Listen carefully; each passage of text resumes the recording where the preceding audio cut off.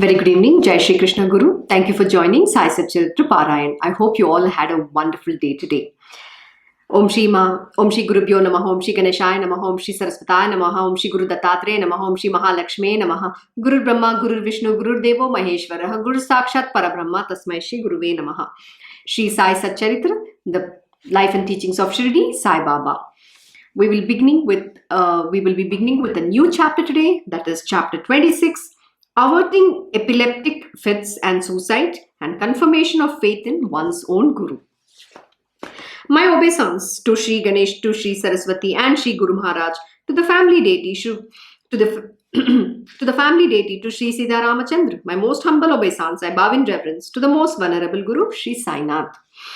This whole creation, containing within itself the entire elemental world of animate and inanimate things, and clear as a reflection in a mirror, is really an illusory scene created by Maya. In fact, this creation of living and non-living things is not a manifestation, but created only in the mind, to which it appears as existing in reality. What it reflects in a mirror is not really present there. Just as in our sleep, all our desires come true, but are destroyed the moment we wake up.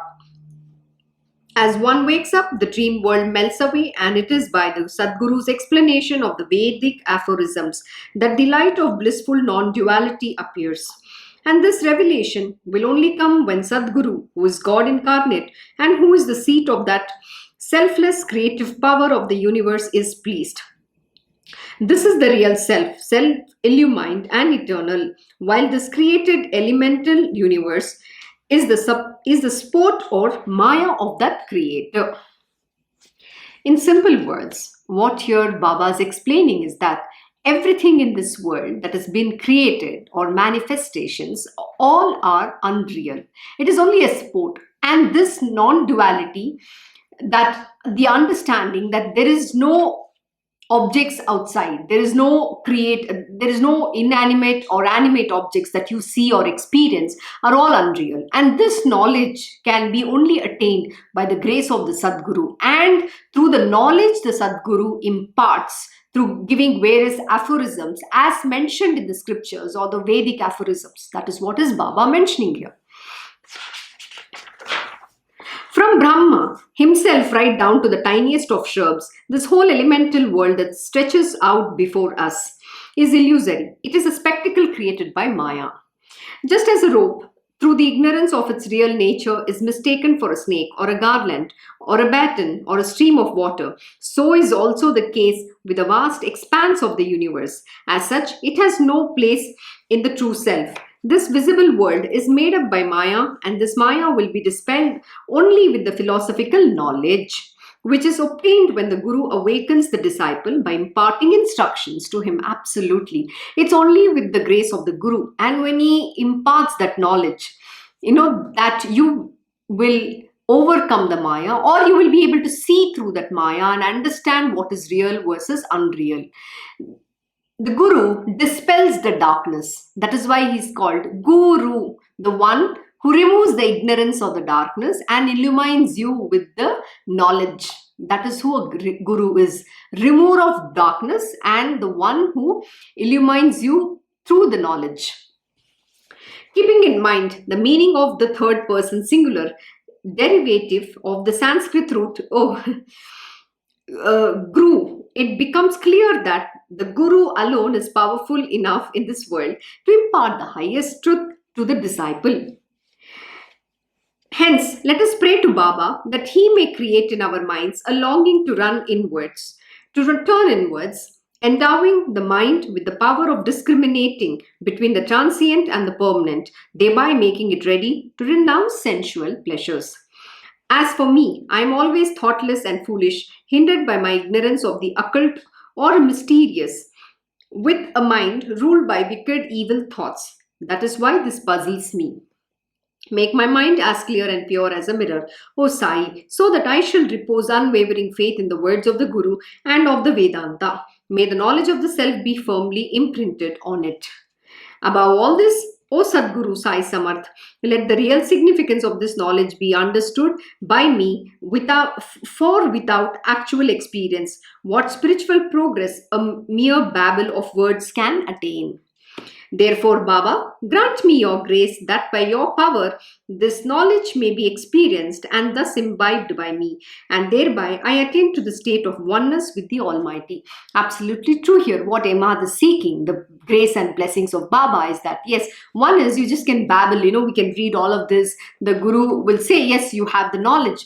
But till the fructification of knowledge doesn't happen within you, that knowledge has no use. Yeah, you can have knowledge. Even like my Guruji says, this all the textbooks here has knowledge. How does it help? Or he'll crack a very funny joke. He says his father used to say, yes, in Reserve Bank there is a lot of money. What use is it to me? Similarly, all the scriptures have the knowledge of the divine. It's like the limitless ocean, but what use is it to us if you do not understand the truth behind those words? And that is why the Guru is required, who confers this knowledge within you. Only through his grace can you attain the understanding, can you get that real time experience. And coming back all over again, like I said, only the Niyat Guru, what the real masters, can give you that experience of the self, not anybody else. And that's why it said moksha moolam gurur krupam. You need to have the grace of the Guru. So always seek for that grace.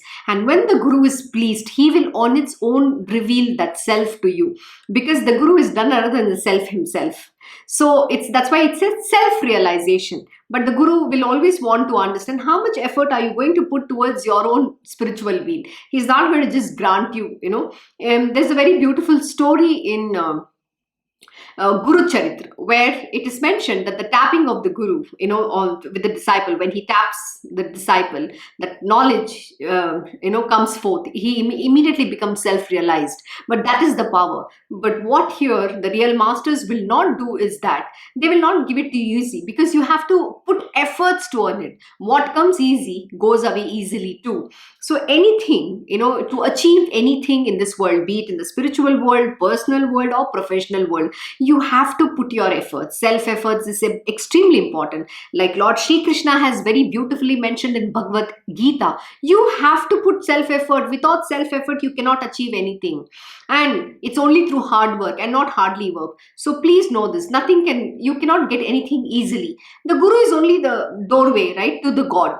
But you have to wear yourself out. It's not going to come easy. Every single day, I reiterate this, not because, I want to keep talking the same thing, but the spiritual knowledge is such that you need to understand. I have to say the same thing a million or a billion times. Like my Guruji for the last 20 plus years, he's saying the same thing. Do you think we have even achieved 1% of that? It is not so easy. You have to take many lifetimes to achieve even that one word, which has to establish within you, and the fructification of knowledge has to happen. Until that knowledge, the fructification of knowledge doesn't happen, you cannot understand what those words mean. And only when you understand can you apply it. Until then, the knowledge has no value. So please understand that you have to put self-effort. Therefore, oh my God, my Sadguru Sai, I surrender my ego at your feet. Hereafter, my responsibility is yours, for I have no separate existence. Please take away my ego for that awareness of pleasure and pain I do not want. You can then pull the strings as you wish to restrain my mind. Absolutely. See, only when you surrender completely and become a clay in the hands of the Guru can he mold you. But even with that little ego, when your ego comes in the way, the Guru cannot mold you. That you need to understand. Here, Hemad is seeking that let me become that clay in your hands so you can mold the way you want me to be, so that my mind doesn't sway between the pleasures, and the pleasure and the pain, the pairs of opposites. It doesn't get carried away with any of the things, and it doesn't also feel that separate existence. So it's always merged in oneness with the Guru. Please we did this. Or you become my ego, taking to yourself all the experience of pleasure and pain. I do not want the anxiety attendant upon it. Glory to you, O satiated one. May my love for you grow day after day. O abode of all weal, may this fickle mind find rest at your feet. Who else but you can counsel us about our welfare, relieve our pain and suffering, and bring peace and contentment to our hearts. Baba, it was great good fortune of Shirdi that you came there and stayed on even later. Truly, you have given it the sanctity of a place of pilgrimage. Blessed is the Shirdi that, due to its past merit, that this all merciful Sai has adorned it by his inhabitation there, and thus has bestowed upon us glorious good fortune. It is you who stimulate and encourage me, you who stir my speech. Who then am I to sing your praises? You alone are the doer and the impeller of all actions. Absolutely. It is only in the will of the divine can you even speak those words or even praise. It is not so easy otherwise for one to be able to say these wise words of, I wouldn't say even wisdom, it's far beyond that because this is a pure knowledge. To praise and describe the divine leelas, it's only the divine himself chooses you as an instrument and the words flow from your mouth, because you are not anymore that mind, you become that universal mind, you're one with that divine, and the divine works through you. The knowledge will open up, the knowledge will flow through you. That's what is mentioned here. And here Amar is again seeking that he doesn't want to be responsible of his ego and everything. Let Baba deal with it. But most important, you need to understand, yeah, we surrender everything, but even that ego, when we say I don't want this ego, and you take it away, but you need to understand something. The guru is not going to so easily take it on him and make it make into that. You don't have to put any effort, whether you're a devotee, disciple, whoever that might be. On the path of spiritual, there is always self effort. That is extremely important. Yes, you can surrender. Once you surrender, yes, you become the clay in his hands, then he'll mold you. But having that little ego, or arrogance, or whatever, that mind that keeps coming constantly, is what you have to overcome or control it through the power of the knowledge which the guru imparts you through the instructions that he gives you. You have to act and go on that path. Your constant company is to us the Shastras and the Vedas. Listening to your story every day is like a perusal of the sacred lore. Chanting your name without losing a moment is our Katha Kirtan. It is our means of communion with you. It is the contentment of our hearts. Absolutely. Mantra Moolam Gurur Vakyam. It's so important that you have to always keep chanting his name and obey everything that your guru asks you to do. It's extremely important. Such happiness as will turn us away from your bhajan, we do not desire. What greater fall than this? From grace or a greater harm to spiritual advancement can there be? Our tears of joy are the warm water to wash your feet with. Pure love is the sandalwood paste that we apply to you, while our good steadfast faith is the apparel we put on you. Absolutely. The happiest moment for a Guruji is when you can live those words, and that is what you adorn him with. There is no greater Guru Dakshina than living the teachings of the great master. My Guruji will always say something very beautiful. And in fact, this morning he said a very interesting thing. I wish, what he said? I wish that people listen to me. This world listens to me and does exactly what I'm asking them to do. I found very sad. I felt very sad at that moment when he just uttered these words. There was no context. He just said that. And at that moment in time, I realized, what he means is that if only everybody listens to him and does without using their mind, there'll be a lot of goodness that can happen. There's be so many different things that will evolve, and everybody will be progressing on their path so perfectly. And the sad part is because each one uses their mind and they don't pay heed to even the great master. When the Guruji says do it, everybody's mind comes in the way and they fail to do that.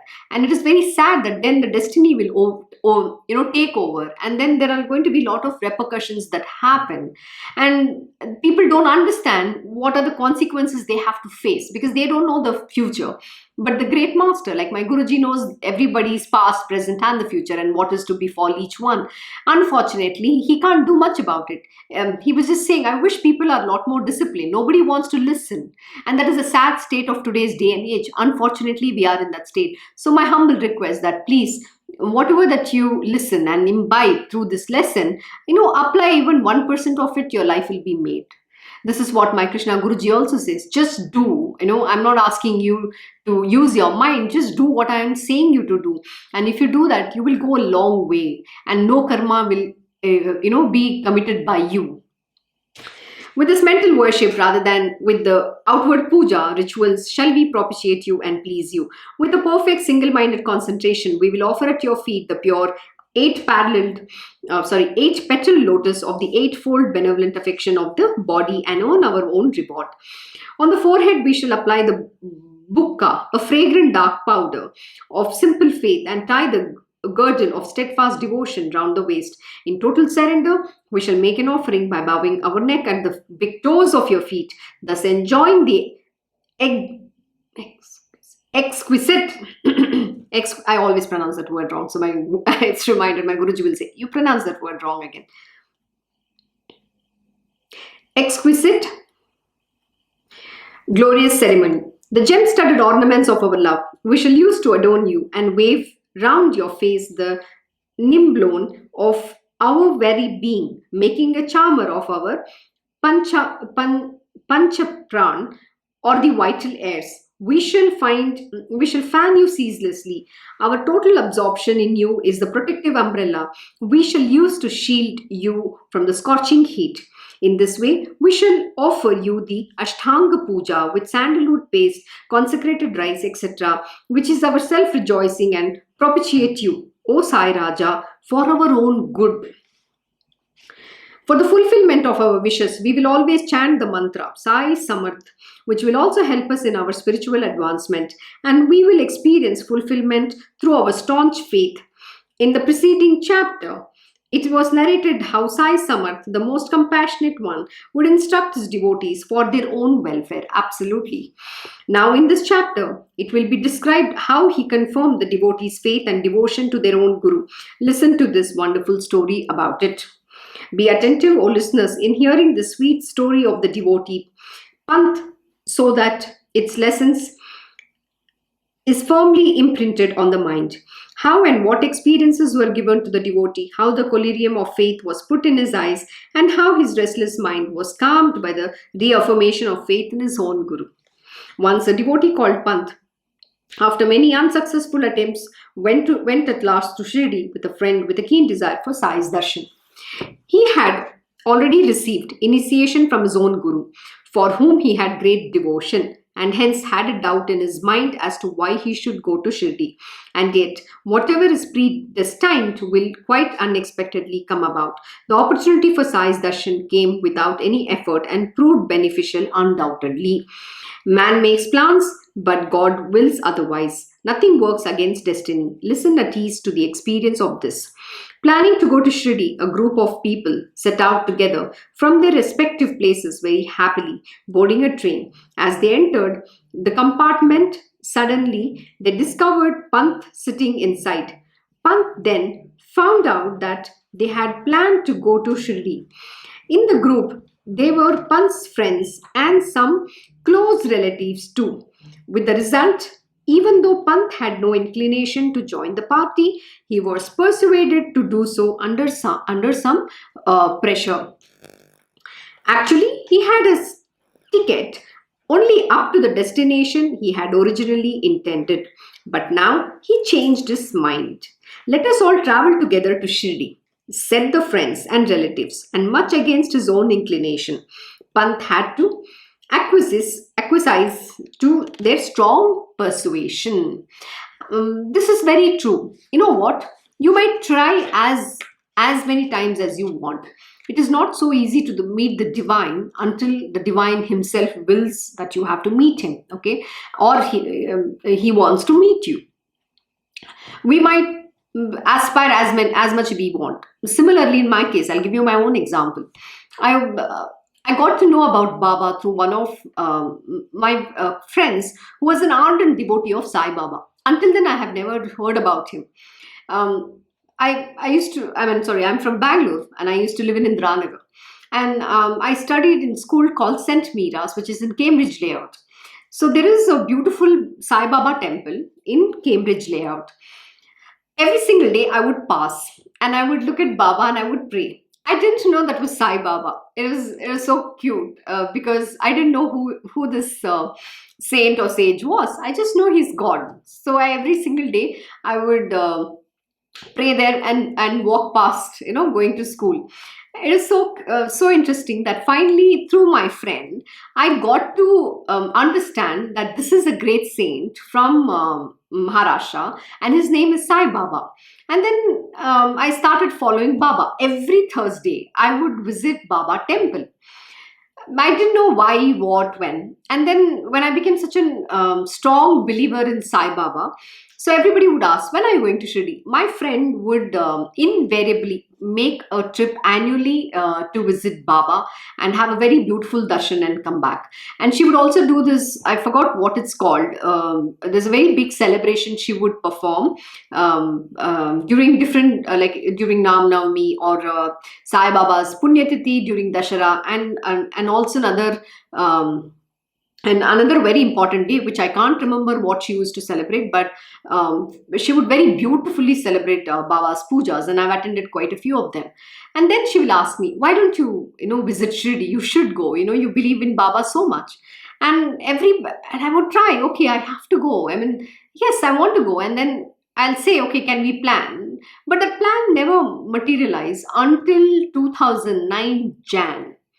It was only then, when I was back from my assignment in US, that the first thing I did was going to Shirdi, and that is when the calling came.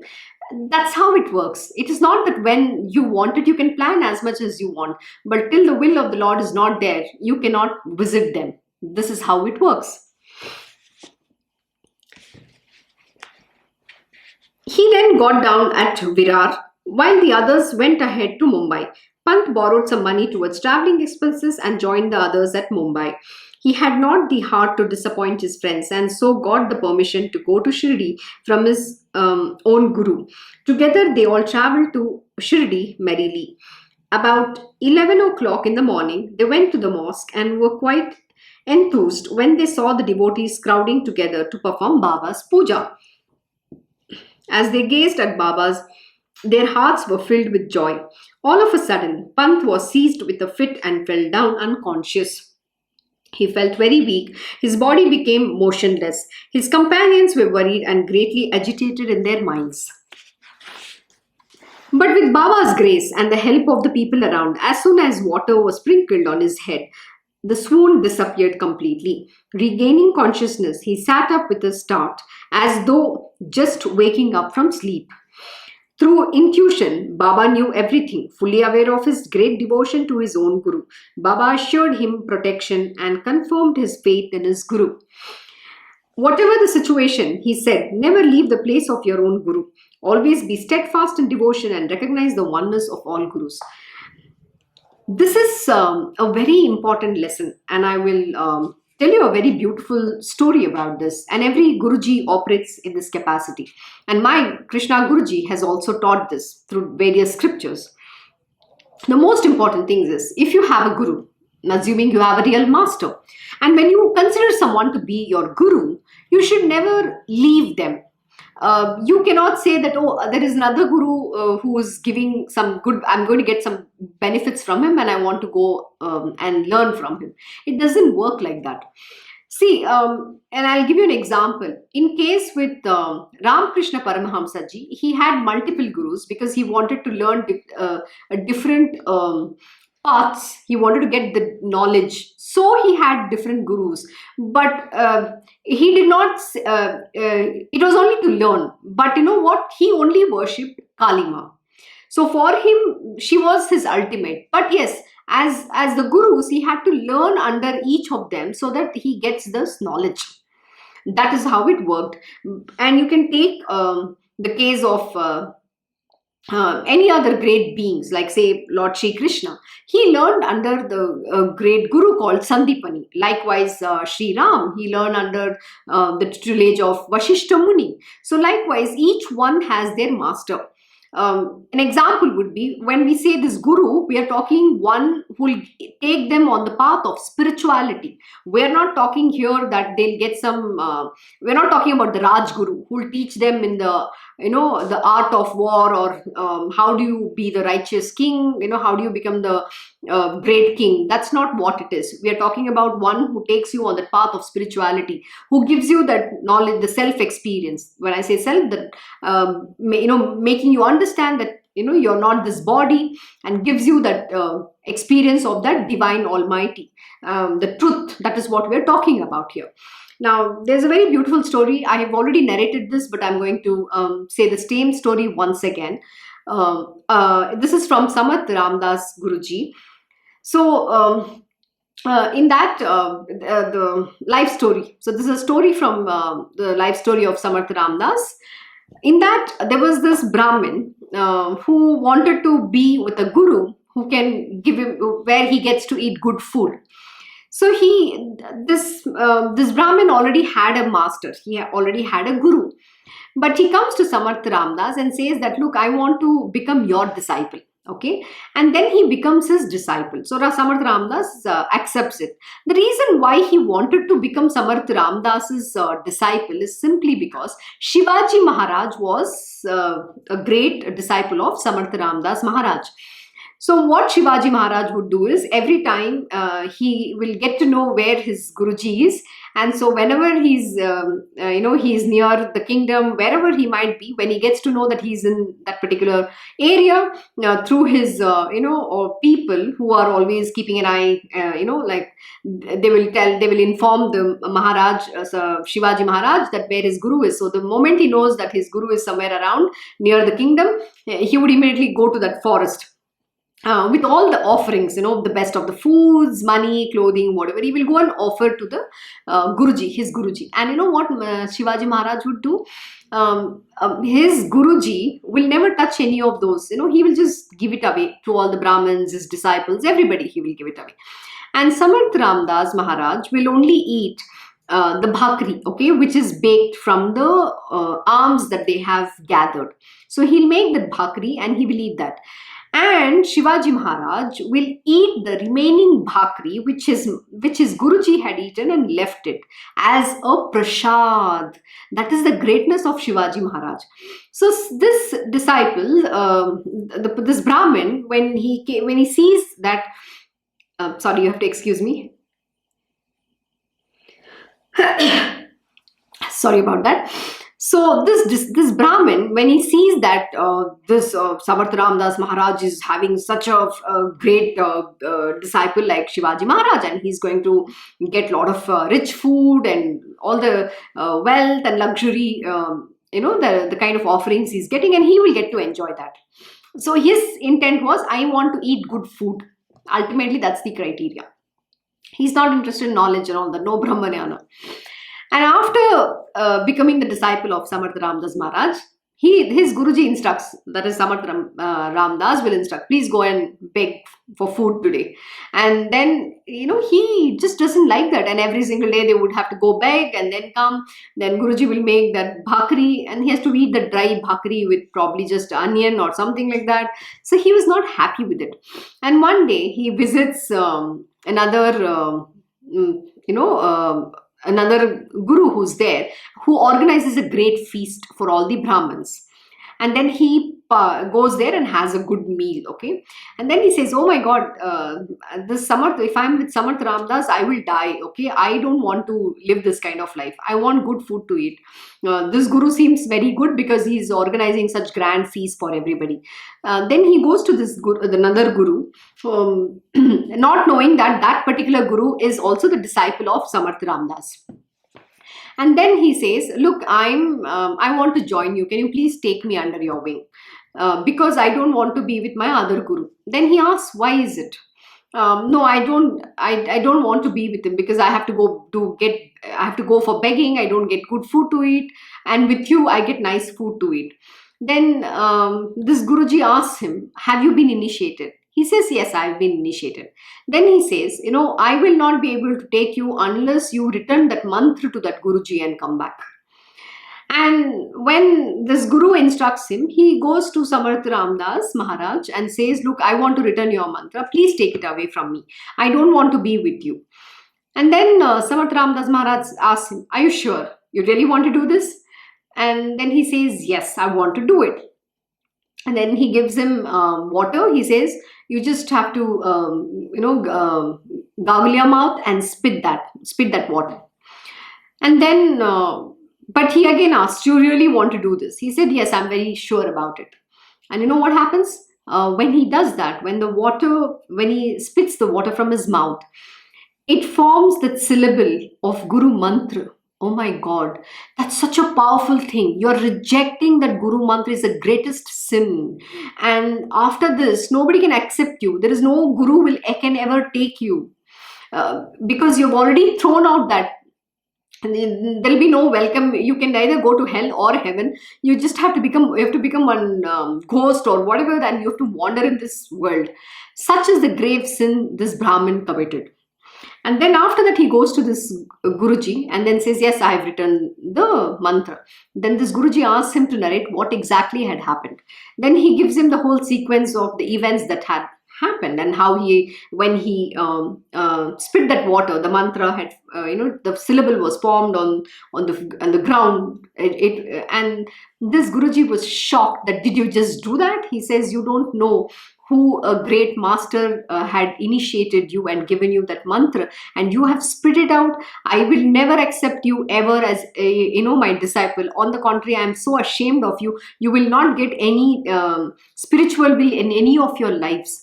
And this is a curse. This is sin, a grave sin that you have committed. And this is the truth. So you cannot leave your masters. And please know this, when you reject someone, a great guru, or when you want to leave them, that is the gravest of the sins that you will ever commit. And in fact, there's a very beautiful story even which Riyananda Baba, who is one of the saints, he's no more, but in the sense, in the physical, he left his body, I think 2 years back or a year and a half back. He's from Kama Reddy. So every year, along with my Guruji, we will all go and visit him. And even he'll say, see, Guru is a tattva. We're talking only about the real masters. We are not talking about all these, people who run conglomerates and who calls themselves as a guru. We are not talking about them. I am only talking about the great sages and the saints and the great gurus who have manifested and incarnated on this planet Earth. So Rihananda Baba, who is also an essence of Ramakrishna Paramahamsa Ji, okay? He, one day during the satsang, was narrating this very beautiful story along with my Guruji and all his students, all his disciples, and we were all sitting together. And at that time, he was also saying that Guru is just a tattva. There is no difference between, he calls my Guruji as, initially he would call him, Bangalore Guruji, because my Guruji, we are from Bangalore, so he would call Bangalore Guruji and myself. There is no difference between us because we've just manifested. He has his purpose and he is going to teach them, and I am having my purpose and I'm teaching them. But I cannot teach or I cannot instruct his disciples, okay? And he said a very beautiful lesson to us. The teaching was this, that you should never leave your Guruji under any kind of circumstances, no matter what happens. Your Guruji is going to put you through different tests, but you can never, just because he's going to test you so much and he's going to put you through that process, doesn't mean you can leave your Guruji and go away. And this is the greatest of the sins. And it is a very sad part that people do not understand this. And another experience I want to mention here is my Guruji's own disciple. She used to love my Guruji so much, okay? And she is rather an ardent devotee of Lord Shri Krishna. Just because of one test that my Guruji put her through, she couldn't handle it. That ego came so strong, and then she got disillusioned, and the delusion strikes a person, that's Maya, and they can't reason out because their intellect gets clouded because of the anger, the arrogance, the ego, and then your reasoning gets completely clouded, and then you're gone off the path. And she left him and she went away. And not just that, The sad part was she went and spoke a lot of bad things about my Guruji to everybody else. And this is another grave sin. You cannot do something like this. My Guruji is such a great being. He's only doing his job of putting you through the process. If you do not understand that it is for your own spiritual weal that he is doing, what else can he do? It's a very sad thing. You know what? My Guruji is so humble. He lives by example. He leads by example. He demonstrates to us how to go and say sorry. He goes to her when he met her in one of the in one of the gatherings somewhere. He had attended somebody's wedding. She had come over there. He goes to her and says, if I have said something that has hurt you immensely, I'm extremely sorry. To this disciple, I'm extremely sorry about what has happened. But she did not pay any heed to that. And he would, every single year, even whether or not, he will always wish her on her birthday. He'll send her good wishes, everything. It's so sad. Even though she has left him and gone, my Guruji still takes care of them, her and her daughter. This is the truth. My Guruji has never left anybody, okay? It is the arrogance of that individual, the ego of that individual, the mind which stops them from, going and holding his hand and walking that path. It's a very grave sin. And he'll just say simply this, you know what?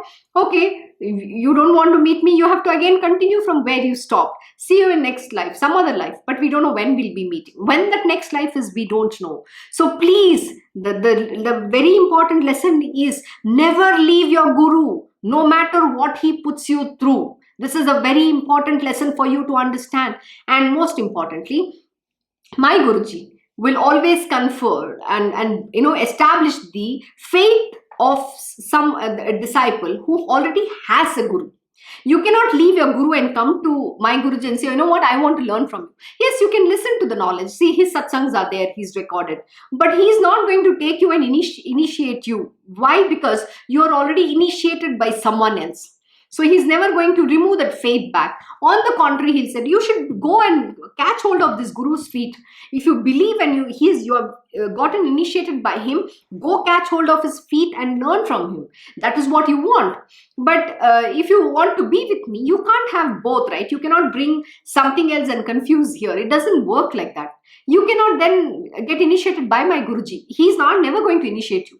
Yes, you can listen to his satsangs, you can take his advice. If you ask him something, he's definitely going to give you an answer. Besides that, he's not interested in anything. Like my Guruji, even today, Das Booth satsang was a very beautiful one. Actually, a lot of important lessons. In that, he was mentioning, people come with me and ask me too many questions. How do I solve this? How do I solve it? He's not sitting here to solve the problems of your life.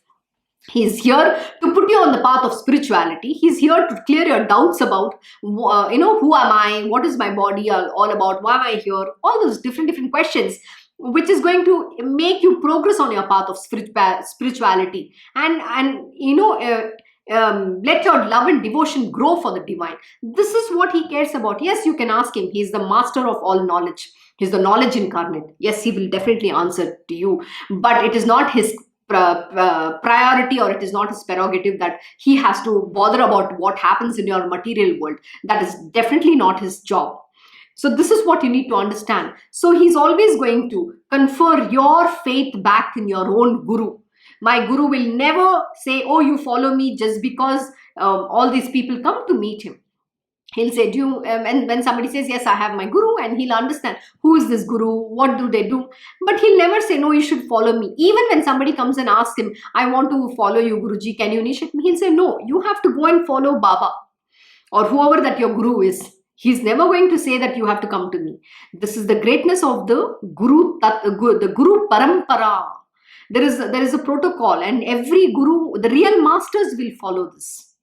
Please know this very, very well. I hope you understand, because this is a very important lesson.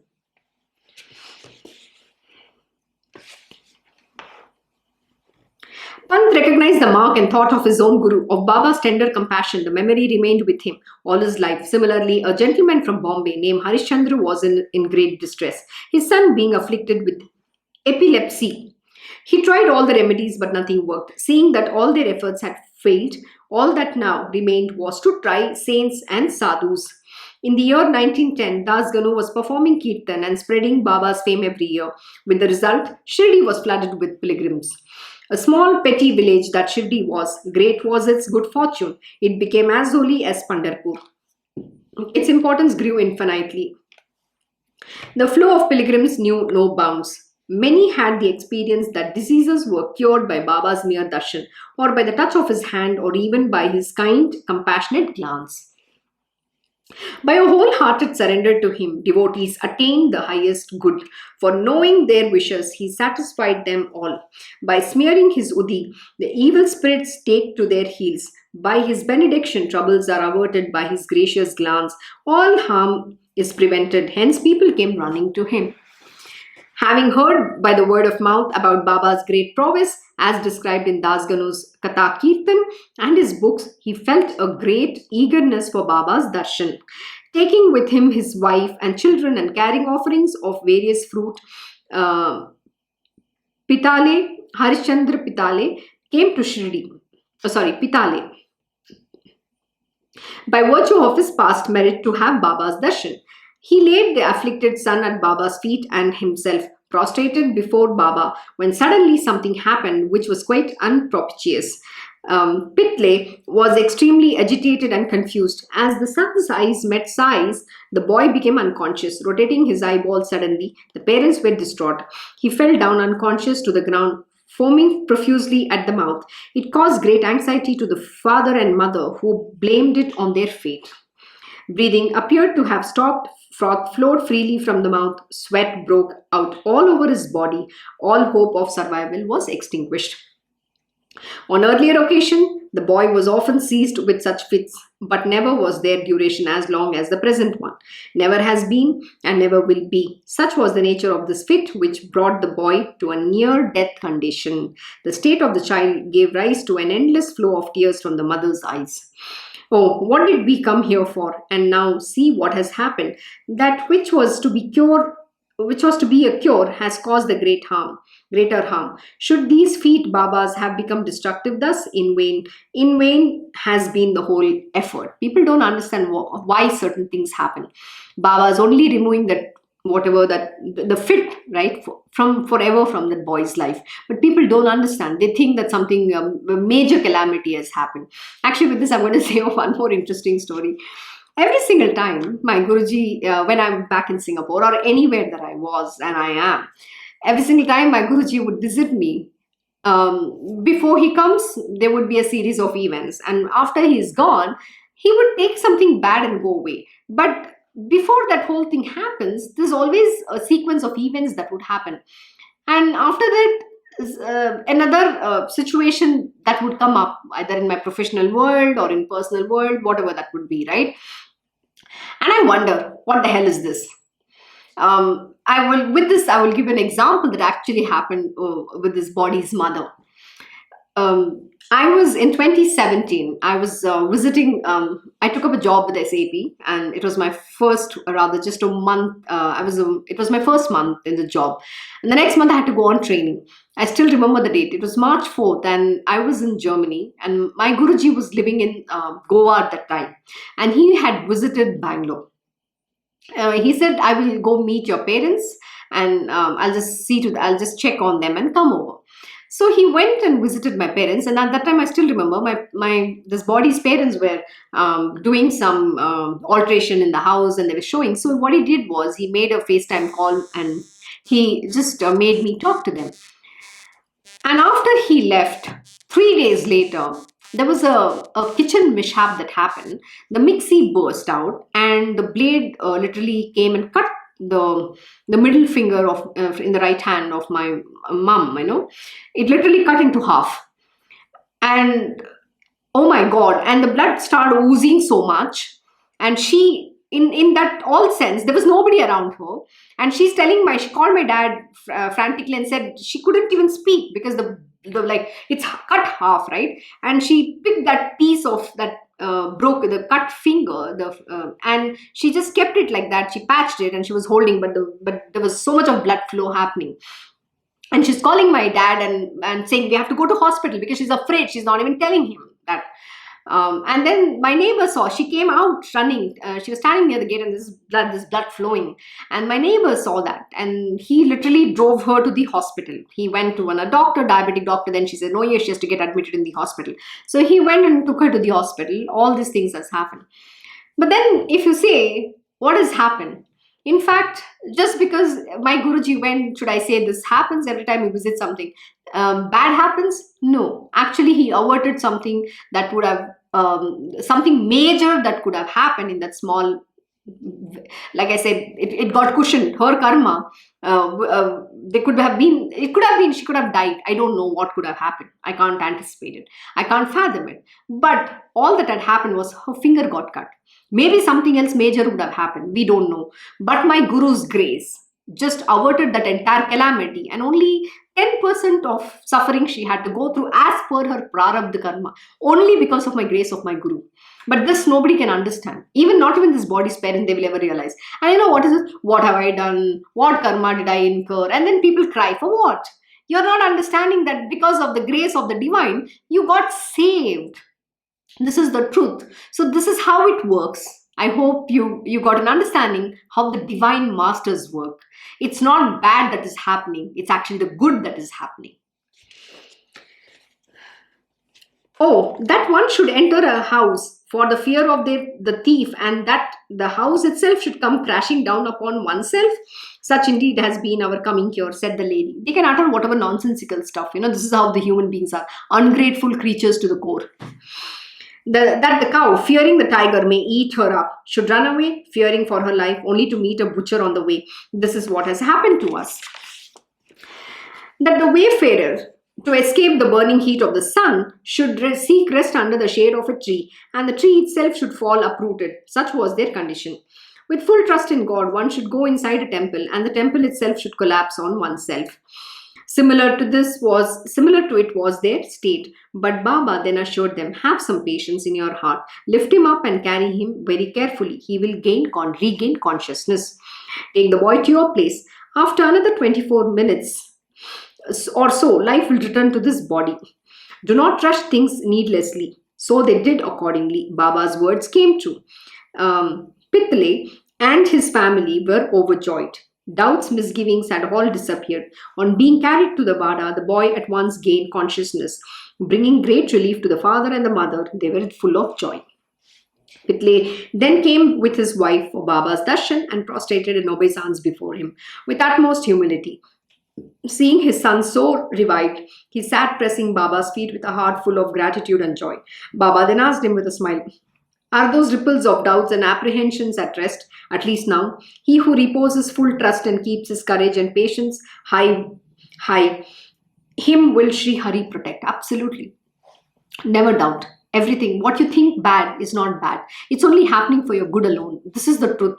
This is one beautiful lesson which my Gurudev had imparted to me right from day one. He said, one thing you need to keep in your heart, and that is, no matter what your Guruji puts you through, have that faith, okay? Just remember that everything is happening for the good alone. He's doing so that whatever he's putting you through, whatever knowledge is giving you, whatever that's happening in your life, know that it is only happening for your good alone, and never ever leave your Guruji at any cost. Come what may, your mind is going to come, everything is going to happen, but don't leave that faith in your master. That is one beautiful knowledge, and I've held it very dear to my heart. No matter what my Guruji puts me through, how difficult the situation, I know he suffers more than I. And to me, that's the greatness of my Guru, my Krishna Ma. He's the ocean of compassion. He can never let anything befall me. And I know he will make me reach that destination. That is his promise. That is his word. That is my Guru, my Krishna Ma, the greatest one, the mother of the entire universe. There is none other than him in this entire universe, and he only cares about everybody's well-being. So no matter what happens, yes, I might cry, I might go through that, that whole process, but it's beautiful. It's full of love. That is what my Guruji does. Every day, he only imparts knowledge. He gives that, he's so caring. I have no words to describe. I have to make an effort to describe it. It's beyond any word can that describe any of these things. It's incomprehensible too. You have to experience it on your own to understand the greatness of these masters. Coming from a wealthy, respectable, well known family, Pitlay celebrated the occasion befitting by distributing quantities of sweetmeats to all and offering fruit, flowers, etc. at Baba's feet. His wife was a very pious lady. Being simple, loving, and trusting at heart, she used to sit near the pillar gazing intently at Baba, and as she gazed, her eyes would suddenly fill with tears. This happened every day, and seeing the marvel of her love, Baba would be greatly enchanted. As with the gods, so it is with the saints. Both are totally bound by the love of the devotees, and those who worship them with an unswerving devotion are blessed with their grace. When these people were about to leave Shirdi, they came to the mosque for Baba's darshan. They took his leave, received Udi, and were ready to go. Suddenly, Baba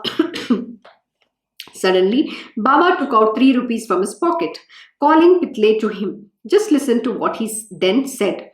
Bapu, I had given you 2 rupees earlier. Keep these three along with them and perform their proper puja regularly. It will benefit you greatly. Accepting them happily as prasad, Pitle took the rupees in his hand, prostrated at Baba's feet, and said, Give me your blessings, O Maharaj. However, a thought arose instantly in his mind. This is really my first trip here. Then what is this that Baba is saying? I surely do not understand this. I have never seen Baba before.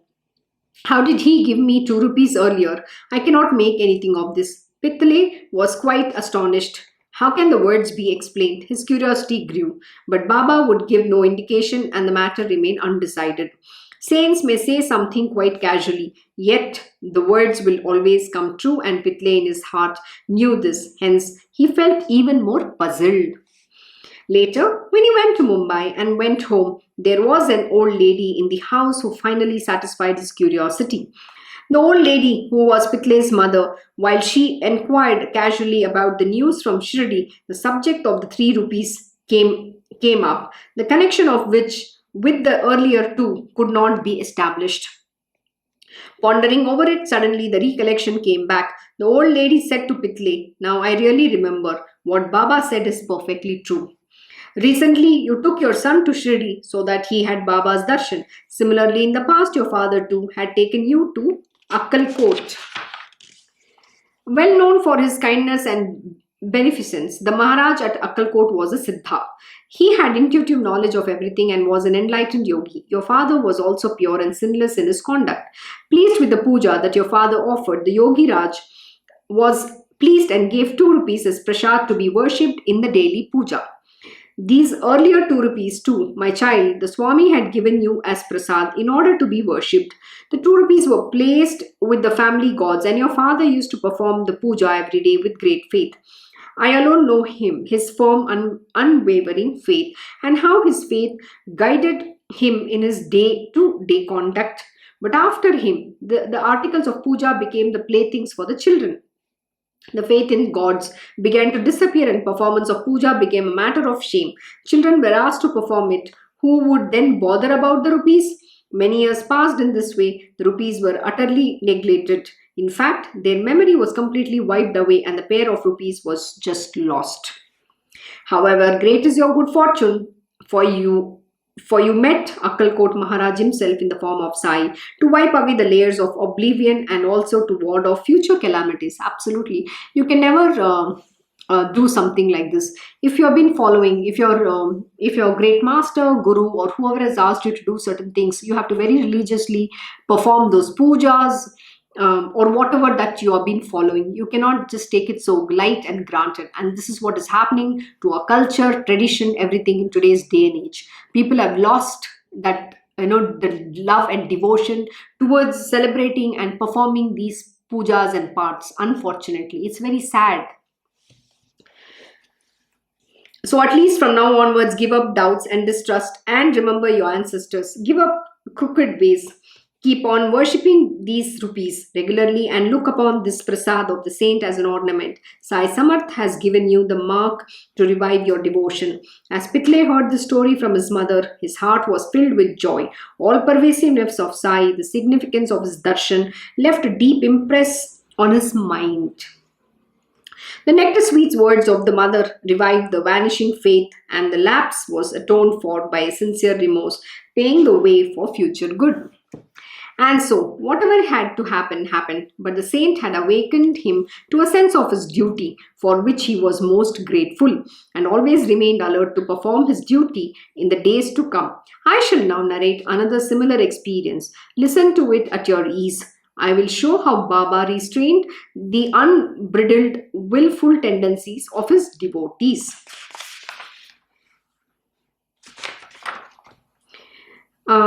I think we should stop here because this is a new story and I don't think we will be able to complete. So I will end 5 minutes early today and we will continue with the next story tomorrow.